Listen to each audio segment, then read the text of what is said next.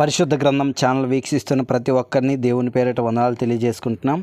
ప్రేమ, సంతోషము, సమాధానం సదా మీకు తోడే ఇంటి నడిపించునుగాక. నిన్నటి దినాన సామెతల గ్రంథం 28వ అధ్యాయం చదువుకున్నాం.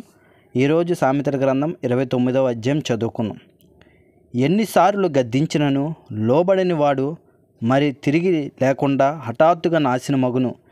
నీతిమంతుడు ప్రబలినప్పుడు ప్రజలు సంతోషింతురు, దుష్టుడు ఏలినప్పుడు ప్రజలు నిట్టూర్పులు విడుతురు. జ్ఞానమును ప్రేమించువాడు తన తండ్రిని సంతోషపరచును. వేశ్యలతో సాంగత్యము చేయువాడు అతని ఆస్తిని పాడు చేయును. న్యాయము జరిగించుట వలన రాజు దేశమునకు క్షేమము కలగజేయును. లంచము పుచ్చుకొనివాడు దేశమును పాడు చేయును. తన పొరుగు వానితో ఇచ్చకములాడువాడు వాని పట్టుకొనుటకు వలవేయువాడు. దుష్టుని మార్గమున బోనులు ఉంచబడును. నీతిమంతుడు సంతోషం గానములు చేయును.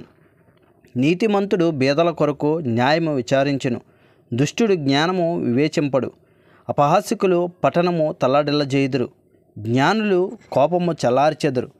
జ్ఞాని మూఢనితో వాదించినప్పుడు వాడు ఊరకుండక రేగుచుండును.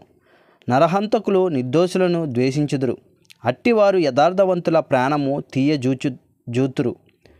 బుద్ధిహీనుడు తన కోపమంతా కనుపర్చును. జ్ఞానము గలవాడు కోపము అణుచుకొని దానిని చూపకుండును. అబద్ధములను ఆలకించు రాజునకు ఉద్యోగస్తులందరూ దుష్టులుగా నుందురు. బేదలను వడ్డీకిచ్చు వారును కలుసుకొందురు. ఉభయులకు వెలుగునిచ్చువాడు యెహోవాయే. ఏ రాజు దరిద్రులకు సత్యముగా న్యాయము తీర్చునో ఆ రాజు సింహాసనము నిత్యముగా స్థిరపరచబడును.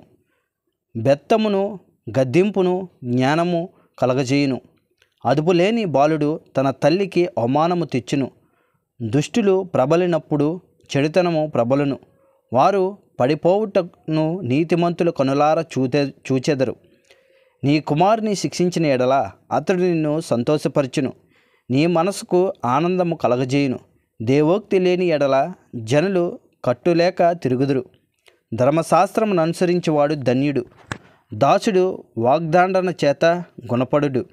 తాత్పర్యము కొన్నను వాడు లోబడడు. అతూరపడి మాట్లాడు వాని చూచితివా?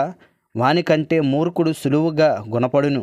ఒకడు తన దాసుని చిన్నప్పటి నుండి గారాబముగా పెంచిన ఎడల తుదిని వాడు కుమారుడిగా ఎంచబడును. కోపిష్ఠుడు కలహము రేపును. ముంగోపి అధికమైన దుష్క్రియలు చేయును. ఎవని గర్వము వానిని తగ్గించును.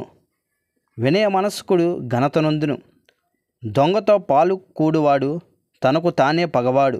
అట్టివాడు ఒట్టి పెట్టినను సంగతి చెప్పడు. భయపడుట వలన మనుషులకు ఉరి వచ్చును. యెహోవా యందు నమ్మకించువాడు సురక్షితముగా ఉండును.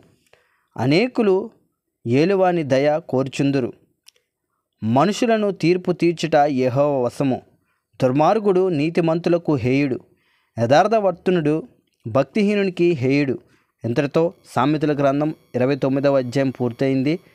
రేపటి దినాన సామెతల గ్రంథం 30వ అధ్యాయం చదువుకుందాం.